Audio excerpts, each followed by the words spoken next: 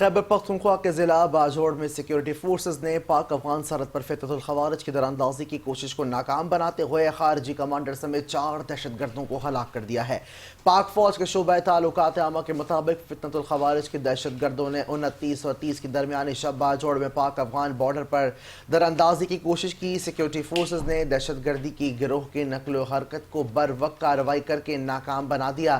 کارروائی کے دوران 4 خارجی بشمول ہائی ویلیو ٹارگٹ جبکہ خارجی امجد بھی مارا گیا ہے۔ ISPR نے بتایا کہ ہلاک ہونے والے دہشت گردوں میں انتہائی مطلوب خارجی امجد عرف مزاحم بھی شامل تھا، جبکہ اسی حوالے سے ہلاک ہونے والا خارجی امجد خوارج کمانڈر نور ولی کا نائب تصور کیا جاتا تھا اور بھارتی پراکسی فتنة الخوارج کی رہبری شرکا سربراہ تھا۔ ترجمان پاک فوج کے مطابق خارجی کمانڈر امجد قانون نافذ کرنے والے اداروں کو انتہائی مطلوب تھا۔ حکومت نے اس کے سر کی قیمت 50 لاکھ روپے مقرر کی تھی۔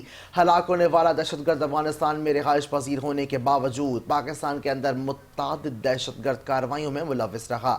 ISPR کی جانب سے جاری بیان میں کہا گیا ہے کہ فتنة الخوارج کی قیادت افغانستان میں بیٹھ کر پاکستان میں دراندازی کی کوششوں کی منصوبہ بندی کر رہی ہے، جس کا مقصد پاکستان کے اندر اپنی موجودگی کا تاثر دینا اور باجوڑ اور مہمند میں سیکیورٹی فورسز کی مؤثر کارروائیوں سے خوارج کا گرتا ہوا حوصلہ بحال کرنا ہے۔